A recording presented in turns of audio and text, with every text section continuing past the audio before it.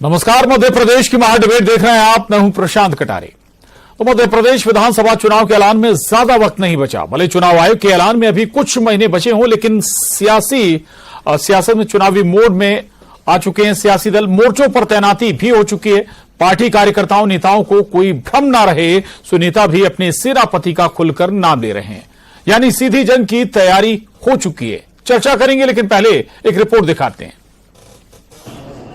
हमारे यहाँ इस प्रकार कोई चर्चा ही नहीं है। शिवराज जी के नेतृत्व में अगला चुनाव लड़ेंगे। खबर पढ़ते हैं कि हम भी मुख्यमंत्री बन सकते हैं कभी। ऐसा कुछ भी नहीं। भारतीय जनता पार्टी ने तय किया है कि शिवराज जी के नेतृत्व में चुनाव लड़ेंगे। बीजेपी के कद्दावर नेता और राष्ट्रीय महासचिव कैलाश विजयवर्गीय ने साफ कर दिया है कि मध्य प्रदेश में बीजेपी का चेहरा मुख्यमंत्री शिवराज सिंह चौहान ही है।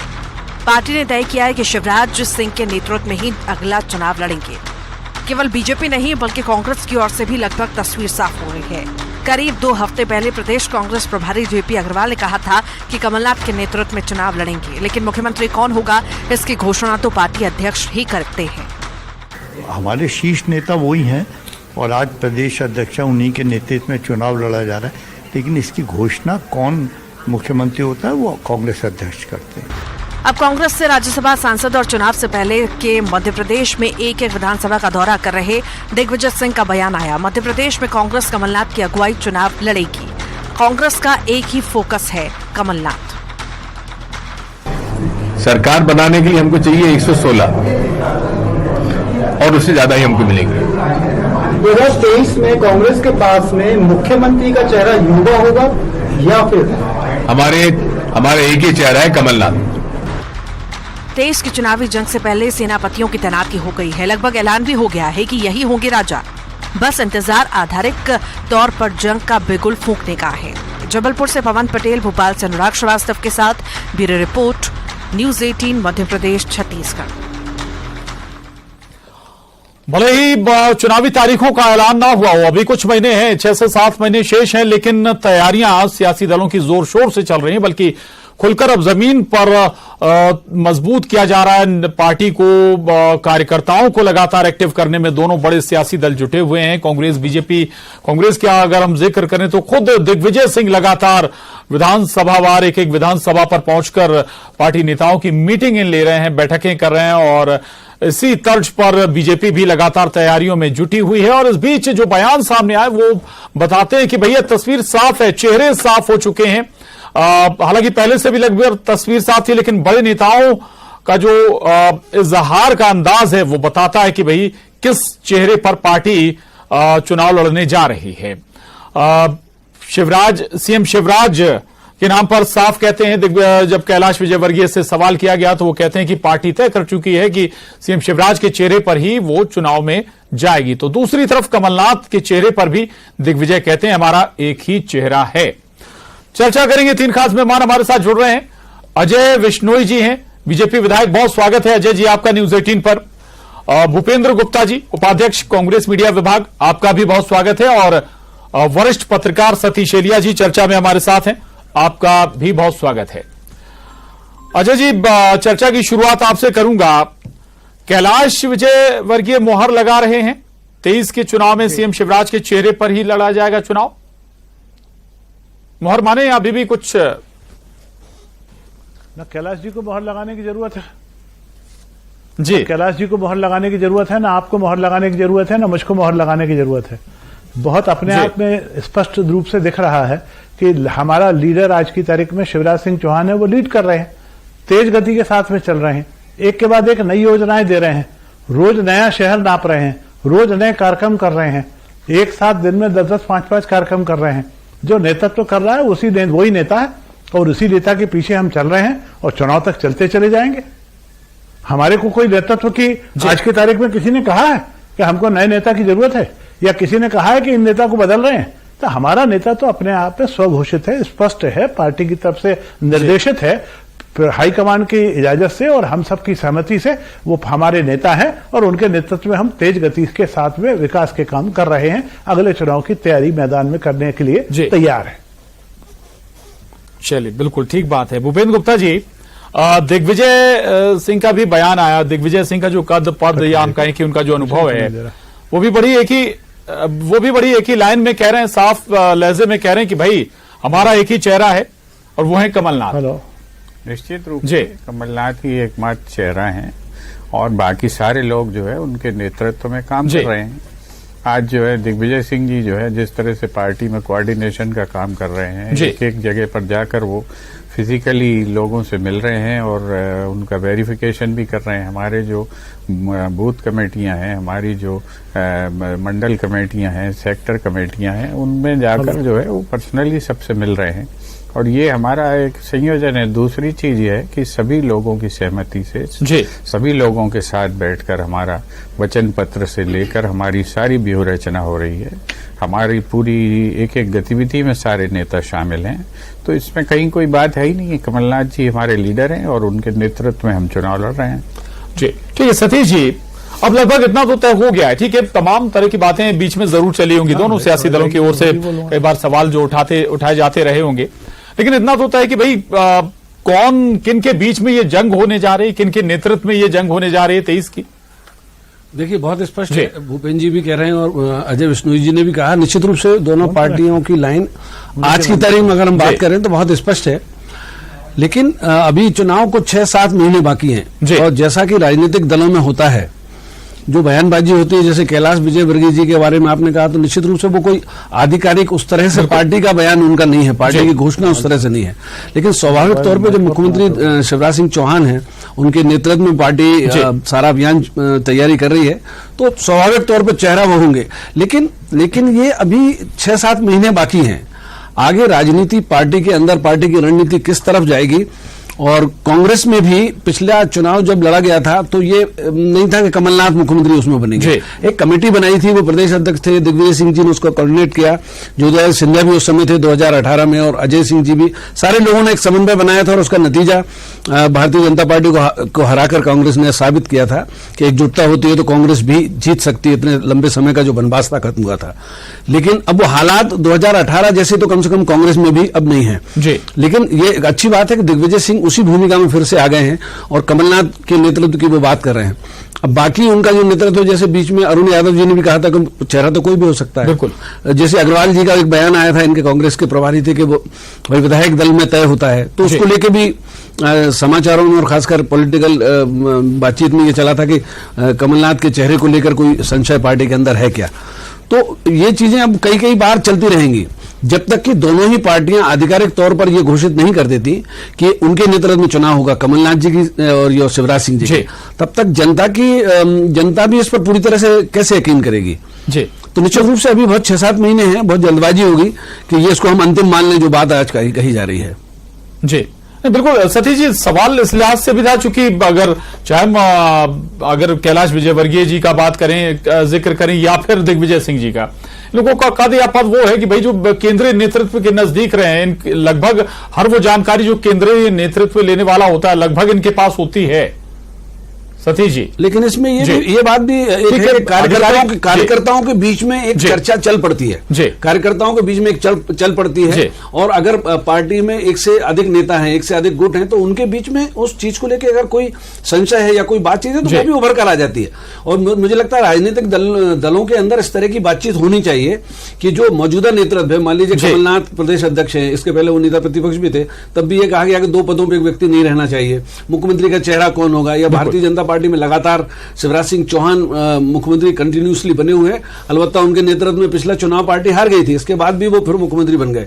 तो ऐसा नहीं है कि पार्टी में और नेता नहीं है, कांग्रेस में भी और नेता नहीं है मुख्यमंत्री बनने लायक, या भारतीय जनता पार्टी में नहीं है, या पार्टी उस बारे में नहीं सोच सकती है। तो लेकिन ये जो चर्चाएं चली हैं, कैलाश विजयवर्गीय जी ने कहा या दिग्विजय सिंह जी ने कहा, ये एक पार्टी के विद इन द पार्टी भी एक चर्चा का विषय बनेगी। और चूंकि मैंने कहा कि अभी बहुत समय है, तो हो सकता है कोई और चीज आगे जाके उठे। लेकिन आज की तारीख में, जिस तारीख में हम बात कर रहे हैं, तो अभी तो बहुत साफ है कि कांग्रेस में कमलनाथ जी हैं और भारतीय जनता पार्टी में शिवराज सिंह चौहान ही वो एक नेतृत्व की भूमिका में दिख रहे हैं चुनाव के लिहाज से। जी बिल्कुल। अजय जी, आवाज आप तक पहुंच रही है? जी अजय जी, सुन पा रहे हैं आप? सतीश जी को सुन रहा था। बिल्कुल अजय जी। जी जी जी जी जी। सतीश अच्छा जी, दरअसल इसलिए भी वो सवाल था जो आपसे किया था पहले कि भाई मोहर ना हम लोग लगा रहे हैं ना आप लगाएंगे। दरअसल चूंकि कश्मकश वाला माहौल तो अब खत्म हो गया ना, वैसा तो हम माने कि अब कोई कश्मकश नहीं है, चूंकि इसलिए भी कि भाई कैलाश जी का सूचना तंत्र केंद्रीय नेतृत्व तक था, इसलिए ये सवाल। अजय जी, कैसा है कि कश्मकश ना पहले थी और ना कश्मकश आज है और ना कश्मकश कोई कल रहने वाली है। रहा सवाल कैलाश जी का, मैं बहुत अच्छे तरीके से भारतीय जनता पार्टी को जानता हूं, हम लोग लगातार इतने वर्षों से उसमें काम करते चले आ रहे हैं।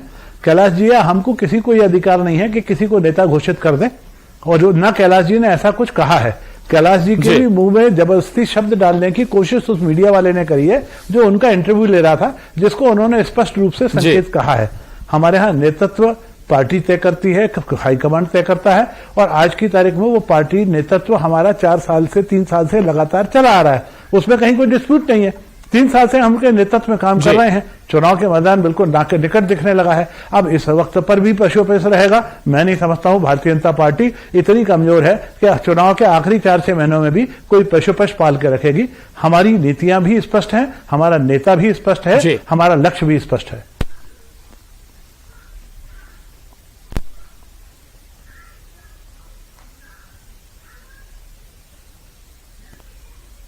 आवाजें उठती रही हैं, सतीश जी भी जिक्र कर रहे थे, सब एक मत रहेंगे, मत हैं ही रहेंगे, क्या होता है। और जो है इस जो चीज उन्होंने बोली है दिग्विजय सिंह जी ने जी, उसको एक से अधिक लाइनों में कैसे बोला जा सकता है, मुझे तो मालूम नहीं।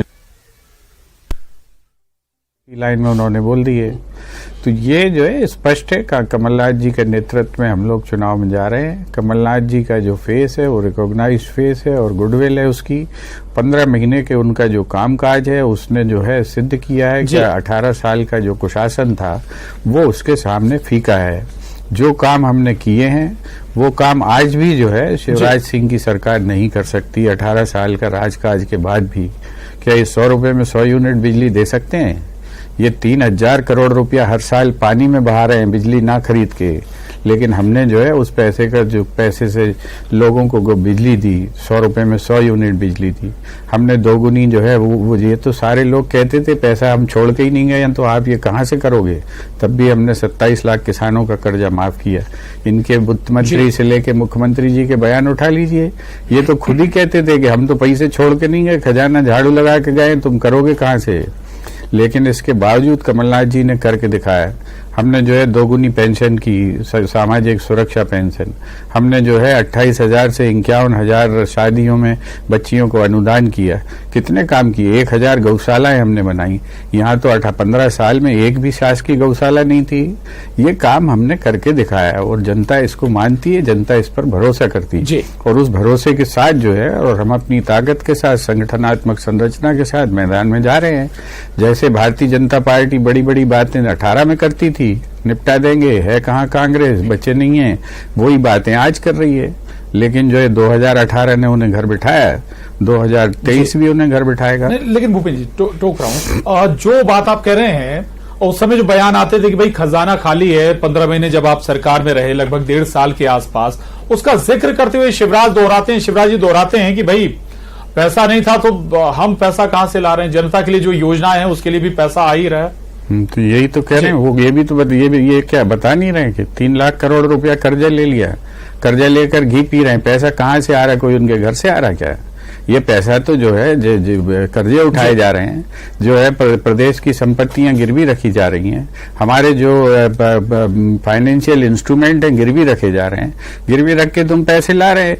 और पैसे लाने के बाद क्या हो रहा है? भ्रष्टाचार। रोज रोज कम से कम 10 आदमी पकड़े जाते हैं जिनके घरों से करोड़ों रुपया निकलता है। ये काम हो रहा है उस पैसे से।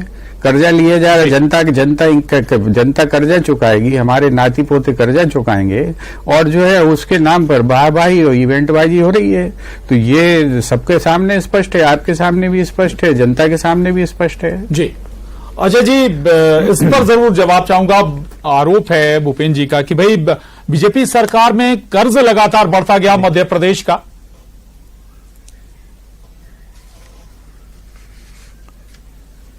जमाना बदल गया है साहब, वो जमाना चला गया कि जीवन भर कमाएंगे और बुढ़ापे में मकान बनाएंगे। आज की तारीख में हर सक्षम और समर्थ नौजवान व्यक्ति जो है जवानी में ही सब कुछ करना चाहता है और जवानी में मकान बना लेता है कर्जा लेके, और कार भी खरीद लेता है और जीवन को एंजॉय करता है और सामर्थ्य के साथ उसको चुका देता है। इसी प्रकार के साथ में सरकारें काम कर रही हैं। यदि आज की तारीख में सड़कें दिख रही हैं पूरे मध्य प्रदेश के अंदर, आज की तारीख में यदि बिजली दिख रही है पूरे मध्य प्रदेश के अंदर, आज की तारीख में यदि सिंचाई दिख रही है पूरे मध्य प्रदेश के अंदर, विकास तेज गति के साथ आगे बढ़ता चल रहा है, तो उसी पैसे से आ रहा है। एक बात। दूसरा, कर्जा चाहे अजय बिश्नोई ले और चाहे मध्य प्रदेश की सरकार ले, कर्जा देने वाला ठोक बजा के देख लेता है कि योजना में इनके पास चुकाने की दम है या नहीं है, तब पैसा मिलता है। एक सीमा बनी हुई है, एक नियम बना हुआ है जिस सीमा के तहत कर्जा कोई भी प्रदेश की सरकार ले सकती है। हमने कभी उस सीमा को लांघा नहीं है। हमने प्रदेश उस सीमा के अंतर्गत कर्ज भी लिया है, कर्ज से विकास भी किया है और विकास से लोगों को उसमें जो है इकोनॉमी के पहिए को भी तेज गति के साथ चलाया है। इसी कारण से दिग्विजय सिंह जी के साथ जब मैं विधायक था और 2003 में बजट पास कर रहे थे, उस समय हमने 35,000 करोड़ का बजट पास किया था। और इस साल जब मैं विधानसभा में बैठ के बजट शिवराज जी के साथ में पास कर रहा था, तब हमने 3,14,000 करोड़ का बजट पास किया था। हमारे पास राशि नहीं है, खजाना साफ खाली है, कहने की आवश्यकता नहीं है, ना हमको दिखाने की जरूरत है। हमारा बजट दिखा रहा है, हमारी योजनाएं दिखा रही हैं, उन योजनाओं के साथ किया गया हमारा विकास दिखा रहा है और चौतरफा विकास दिख रहा है, चाहे वो सड़क के मामले हो, चाहे पानी के मामले में हो, चाहे बिजली के मामले में हो, चाहे उद्योग के मामले में हो और चाहे जनहितैषी योजनाओं के संदर्भ में हो। ठीक है, बिल्कुल ठीक है। आप कह रहे हैं कर्ज लेना अब गलत नहीं है, योजनाओं के लिए कर्ज लेना पड़ता है, लेकिन चुकाने की गुंजाइश भी देखनी होगी ना भाई। राजस्व कितना है सरकार का, वो भी तो कैलकुलेट करना होगा। अजय जी करिए ना। मैंने कहा ना कि जब हमको जो कर्ज देता है वही पहले कैलकुलेट कर लेता है कि ये चुका पाएंगे वापस कि नहीं चुका पाएंगे। कोई ऐसा नहीं कि अंधे कुएं में पैसा डाल देगी कोई भी एजेंसी। हम उसने भी ठग बजा के देखा है और हमने भी अपने उनको आंकड़े दिखाए हैं, उसी के आधार पर हम कर्ज ले रहे हैं। मैंने आपसे कहा ना कि देश के द्वारा निर्धारित जो सीमा है उस सीमा के तहत हम कर्ज ले रहे हैं और वो सीमा के अंदर ले रहे हैं। इसका मतलब यह है कि वो चुकाने लायक कर्ज है, हम उसको समय पर चुका रहे हैं। यदि इनके समय में अपन देखेंगे कर्ज का जो चुकाया करते थे, दैट वाज मोर देन 40% जो कर्ज और ब्याज चुकाया करते थे टोटल बजट का। आज की तारीख में वो परसेंटेज घट के 20 से नीचे आ गया है। हम कर्ज भी ले रहे हैं, विकास भी कर रहे हैं, इकोनॉमी के पहिए को बहुत तेज गति के साथ घुमा रहे हैं, जिसके कारण हमारे पास और पैसा आ रहा है। वो पैसे को हम विकास में भी लगा रहे हैं और कर्जा चुकाने में भी लगा रहे हैं। ठीक भूपेंद्र जी, मध्य प्रदेश की जो सरकार है इसके आंकड़ों पर जो है भगवान भी विश्वास नहीं करते हैं। 19.5% की विकास दर मध्य प्रदेश की सरकार ये दावा कर रही है और 19.5 ये विश्व में सबसे बड़ी विकास दर है। अमेरिका भी इस ताकत से विकास नहीं कर रहा है और भारत की सरकार भी इतनी ताकत से विकास नहीं कर रही जितनी मामा जी की सरकार कर रही है। तो इसके बाद कर्जा लेने की जरूरत क्यों पड़ रही है? इसका सवाल का जवाब देना चाहिए। हमारी जो हम जो है मामा जी के अगर बातों पर विश्वास किया जाए, हमारे तो आदरणीय जो है बिश्नोई जी बहुत समझदार और इंटेलिजेंट व्यक्ति हैं, स्टूडेंट लाइफ से मैं इनके देख रहा हूँ। हमारी सरकार ये दावा कर रही है कि $500 मिलियन तो वो जो है इकोनॉमी में योगदान केंद्र सरकार को देने वाले। हमारा जो टोटल जीडीपी है मध्य प्रदेश का, उस मध्य प्रदेश से 3 गुना पैसा 3 गुना पैसा तो वो जो है दान में देने वाले हैं अभी केंद्र सरकार को। इन गप्पों पर अगर आप विश्वास करेंगे तो सिवाय इससे ज्यादा हास्यास्पद कोई बात हो नहीं सकती है। ये इनसे पूछेंगे जो है $500 मिलियन का मतलब क्या होता है, ये बता देंगे। सॉरी, $1 बिलियन उन्होंने बोला, पूछे इनसे क्या होता है उसका। तो ये उसका अर्थ जो है, और ये जो है मध्य प्रदेश सरकार की ये जो बातें हैं, अगर विकास यहाँ पर हुआ है, सारी सड़कें जो है पीपीपी मॉडल में बन रही हैं, टोल टैक्स जो है 3 गुना लग रहा है, जिन सड़कों का टोल टैक्स वसूला जा चुका है 4 गुना उन पर भी टोल टैक्स लग रहा है, और आपके उसको विकास में गिनवा रहे हैं। कोई आपके पैसे से विकास हो रहा है क्या? वो वो जनता के पैसे से विकास हो रहा है, उस पर जनता एडिशनल टैक्स दे रही है, मल्टी पॉइंट टैक्स दे रही है, और इसके बाद आप अपनी खुद ही पीठ ठोक रहे हैं। कर्जा किस बात के लिए लिया जा रहा है? और ये विकास की जो ये नकली बातें हैं, इसमें इस बात का जवाब देना चाहिए। आज जो है 90 करोड़ से ज्यादा जो बजट का पैसा है लैप्स हो रहा है, खर्च नहीं कर पाई सरकार। 12,000 करोड़ रुपया तो अकेले जो है प्रधानमंत्री आवास योजना में खर्च नहीं कर पाई सरकार। 36% जो है बजट, टोटल बजट का घर में पड़ा हुआ है पैसा। तो ये उल्लू बनाने की जो छड़ी घुमाई जाती है, आप 1,000 करोड़ का बजट बना लीजिए और खर्चा करिए 100 करोड़ रुपया। ये काम अगर कोई सरकारें करने लगती हैं तो उसको जो है आप चमत्कारी सरकार कहें, इससे ज्यादा कोई हास्यास्पद नहीं होता। किसी जो है अर्थशास्त्री से बात कर लीजिए, इस सरकार की परफॉर्मेंस को जो है शीशे में उतार देगा। ये हालत है। आप कितना लोगों की जो है, लोगों को अगर मान लीजिए इकोनॉमिक्स नहीं समझते तो आप लोगों के साथ झूठ परोसोगे। अगर लोग जो है इकोनॉमिक्स को नहीं समझते हैं तो आप उन्हें कुछ भी डमरू बजा के दिखा देंगे। ये मध्य प्रदेश में हो रहा है, और ये मैं अभी फिर से कह रहा हूं पूरे कॉन्शियसली कि मध्य प्रदेश की सरकार और आदरणीय बिश्नोई जी बताएं कि $500 बिलियन ये लाएंगे कहां से? ये इकोनॉमी में डालने वाले, केंद्र सरकार को देने वाले, इसकी घोषणा की है मुख्यमंत्री जी ने।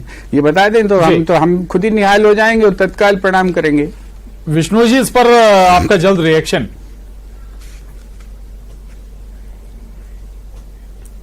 गुप्ता जी, लगता हैगा एक बात तो उन्होंने स्वीकार करी, 2 बातें कही उन्होंने कि हमारी विकास दर 19.5% है जी। दूसरी चीज जो गुप्ता जी शायद कंफ्यूज है, समझ नहीं, इस पर हंस रहे हैं लोग बिश्नोई जी, $500 बिलियन का पूरा विश्व हंस रहा है इस पर कि हम जेब से निकाल के।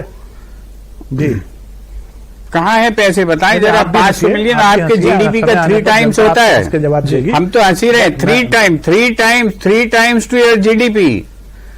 आपका जितना जीडीपी नहीं है उसका 3 गुना पैसा ये कहां से देंगे? जरा चर्चा तो करिए एक आध बार उनसे। आप भी बताइए, तो बहुत अच्छी चीज है। चलिए, ठीक है, मैं सतीश जी के पास जाऊंगा, जरूर बताऊंगा। सतीश जी फिर आपको इत्मीनान से सुनूंगा। मेरे को अजय जी बोलिएगा अजय जी बोलिएगा। सुनने का भी धैर्य है, कहीं मेरे कोई दिक्कत नहीं है। जी, मेरा निवेदन ये है कि ये जो मध्य प्रदेश की, हिंदुस्तान की इकोनॉमी को $5 ट्रिलियन तक ले जाने की जो बात मोदी जी ने करी है, ये $5 ट्रिलियन की मोदी जी अकेले नहीं करने वाले हैं। इसमें सारे राज्यों का योगदान होने वाला है। वो चाहे किसी भी सरकार के द्वारा चलाया जा रहा हो, चाहे वो राजस्थान हो, चाहे मध्य प्रदेश हो, चाहे साउथ इंडिया के हमारे लोग हों, सारे लोगों का सम्मिलित प्रयास रहेगा। उसी प्रयास में एक योगदान जो मध्य प्रदेश का कमिटमेंट है वो शिवराज जी ने किया है। और ये ऐसा समझ रहे हैं कि जैसे इतना पैसा मध्य प्रदेश से निकाल के हम उनको देने वाले हैं। ये गलतफहमी में है। ये इकोनॉमिक्स की कहानी को फिर से दोबारा पढ़ लें तो ये स्थिति को ज्यादा स्पष्ट हो जाएगा। ये इस बात के लिए चिंतित है कि हम टोल टैक्स क्यों दे रहे हैं। अरे टोल टैक्स देने वाली जनता खुश है कि उसकी सड़क पर चलने का समय बच गया, उसकी गाड़ी बच गई, उसका कमर उसके टुकड़े होने से बच गई है और वो बहुत स्मूथली चल रहा है। आज वो विकास को स्वीकार कर रहा है। टोल टैक्स की एक छोटी सी राशि देके हम लाखों रुपए की गाड़ी में चलेंगे, हम हजारों रुपए का पेट्रोल जलाएंगे, पर 100-200 रुपए के टोल टैक्स के नाम पे रोना रोएंगे। तो माफ करिएगा मित्रों, वो ये समय चला गया कांग्रेस की सरकार का, जब हमको सड़क खोल के खेतों की तरफ से चलना पड़ता था। शायद उनकी इकोनॉमी जिस तरीके की गुप्ता जी आप बता रहे हैं वही इकोनॉमी की सोच होती, तो हम आज भी सड़कों को छोड़कर गड्ढों में चल रहे होते और टोल टैक्स को बचाने के लिए कमर तोड़वा रहे होते, गालियां तोड़वा रहे होते। विकास के लिए रास्ते को देखने नहीं मिलता। हम इंतजार करना पड़ता। होगी भूपेंद्र जी। अजय सड़कों पर 4 गुना वसूल चुके हैं, वो खत्म क्यों नहीं हो रहा है? 4 गुना वसूल चुके हैं जिन सड़कों पर। ठीक है, सतीश जी के साथ आखिरी सवाल के साथ चर्चा को खत्म करेंगे। सतीश जी, दो पहलुओं पर बताइएगा कम शब्दों में। एक तो बीजेपी की ये कहते हैं कि भाई जो नेताओं की लाइन, जो नेतृत्व की लाइन है तो ये वही कार्यकर्ता की लाइन होती है, लेकिन अब नए कांग्रेसी कार्यकर्ता भी बीजेपी में शामिल हो चुके हैं। दूसरा, कांग्रेस के लिए कहा जाता है कि भाई कांग्रेसी ही हरा देते हैं। देखिए, बहुत स्पष्ट है कि दोनों ही दल अपनी तरफ से पूरी तैयारी करेंगे। कांग्रेस कोशिश करेगी कि 2018 का चुनाव, अगर हम देखें कि 2018 के बाद 2023 का चुनाव हो रहा है, तो बीच में सत्ता परिवर्तन हो गया, कांग्रेस में फूट हो गई, कांग्रेस का सिंधिया पूरा गुट बीजेपी में चला गया। वो एक बीच का स्थिति है जिसके कारण बीजेपी की सरकार फिर से आ गई। लेकिन हम 2 चुनावों की अगर बात करें तो कांग्रेस फिर से 2018 को दोहराना चाहेगी, लेकिन कांग्रेस के सामने 2018 जैसे हालात अब नहीं है। बिल्कुल। और भारतीय जनता पार्टी की जहां तक बात है तो बिश्नोई जी भी इससे सहमत होंगे कि 2003 में जब 10 साल का दिग्विजय सिंह के कांग्रेस का शासनकाल था, उस 175 सीटें बीजेपी लेकर आई थी, उसमें लगातार डिक्लाइन हुआ है, कम होता गया है। तो मध्य प्रदेश में जो स्थिति है, भारतीय जनता पार्टी की स्थिति 2003 में जो थी वैसी अब 2018 में नहीं है। यानी कि दोनों सियासी दलों की स्थिति में बदलाव है जी, ही खड़े हैं कांग्रेस और बीजेपी, बिल्कुल अलग स्थिति में है, लेकिन चुनाव 2018 की स्थिति में ही खड़ा है। अब देखना है कि शिवराज सिंह जी का नेतृत्व और उनकी घोषणाएं और उनका कामकाज जो है इस दौरान कितना ये घोषणाएं सपोर्ट करेंगी, कितना वादे सपोर्ट करेंगे। माफी के साथ चर्चा को यहीं रोकेंगे। बहुत शुक्रिया अजय विश्नोई जी, भूपेंद्र गुप्ता जी, सतीश एलिया जी, धन्यवाद। महाडिबेट में बस इतना ही।